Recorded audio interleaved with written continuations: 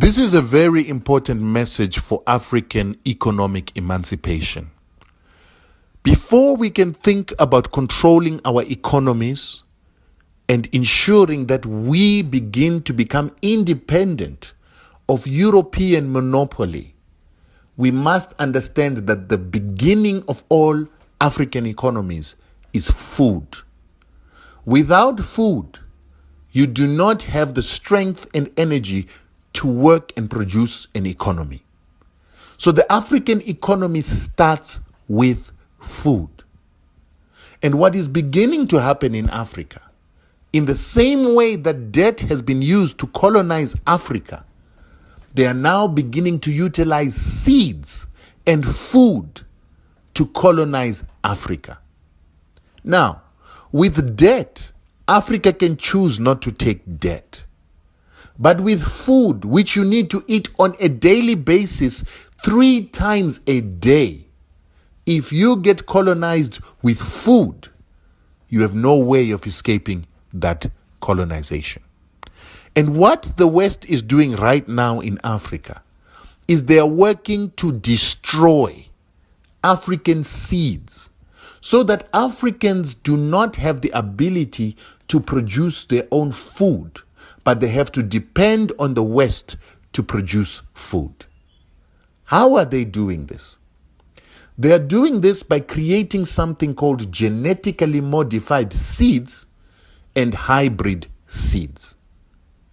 Hybrid seeds and genetically modified seeds have been created in the laboratory to ensure that they do not reproduce in the following seasons after you've planted the first crop that you bought.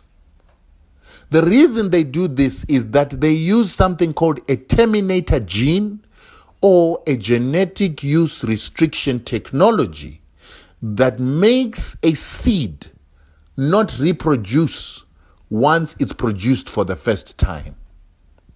Not only is that the problem, but when you grow these genetically modified seeds and these hybrids, it's very important for you to understand that a hybrid and a genetically modified seed are 2 separate things, but they achieve the same result.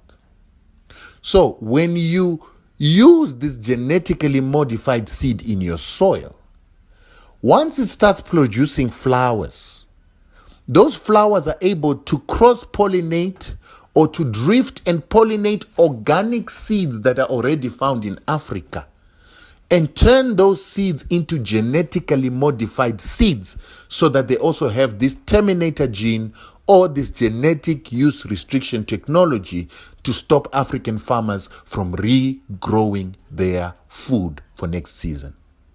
So here is the problem. Many Zimbabweans think that Zimbabwe is not able to produce food now because of the drought and because farms were taken from white farmers and given to black farmers. That is not the truth.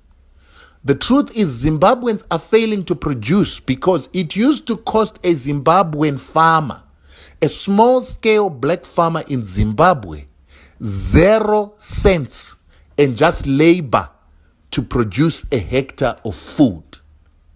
But today, these Zimbabwean farmers were persuaded by companies like Seedco to get rid of their traditional seeds that used to be able to reproduce, and they were given these hybrids that do not reproduce or that continue to have reducing reproduction until they stop reproducing. Now the Zimbabwean farmer doesn't have that seed that can reproduce, so every season the Zimbabwean farmer must go and buy new seeds. And these hybrids do not just grow, but they need fertilizers and chemicals to make them grow. So the Zimbabwean farmer must buy new seeds every season, fertilizer, and pesticides to protect these hybrids. So now to produce a hectare in a village costs a farmer nothing less than $250 to buy the seeds together with the fertilizer for him to grow the food. This is a problem that is causing Zimbabwe to lose its food self-sufficiency. And the problem is that all the PhD graduates, master's degree graduates, and graduates that are teaching our people how to farm in Zimbabwe come from an education system created by the very same organizations in America that are selling these hybrid seeds and chemicals. So that's why we are in a cycle where we continue to produce food unsustainably in Zimbabwe, listening to graduates.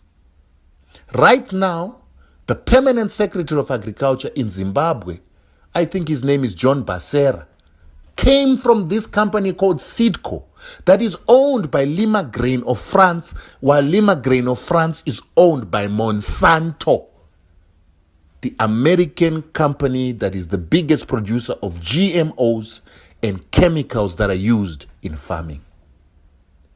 These very same organizations work with an institution in which Strive Masiyiwa was the chairman, that is called AGRA, that belongs to the Rockefeller Foundation, together with Bill and Melinda Gates Foundation, to control food in the world and to ensure that Africa comes into food colonialism. This institution was started by Kofi Annan so that they could get the trust of Africans to control African food and to put Africa into food colonization. The main reason I speak against Strive Masiyiwa is because he is bringing food colonialism to Africa through these GMOs, hybrids, and all this that they call agricultural technology of chemicals that destroys our soils and destroys Africa's ability to reproduce food. These are the things that we are supposed to start talking about when we are talking about emancipation of Africa and economic emancipation of Africans. There is no independence in Africa if your food is controlled by the Americans, the Swiss, and the Germans. Pass this message to every African. Make them understand that it is important to maintain traditional seeds. It is important to eat only food that has got seeds so that you have the ability to reproduce your food. There is no other bigger message about economic emancipation that beats this. And that is why our organizations, Zimbabwe Unite Against U.S. War Sanctions, OZWAUS, is working to preserve traditional seeds and working to promote non-GMO food so that we can begin to grow our non-GMO farmers, organic farmers, and destroy GMO farmers. Do not take advice from Europeans, from white people on this issue of food, because they want you to remain colonized by their foods.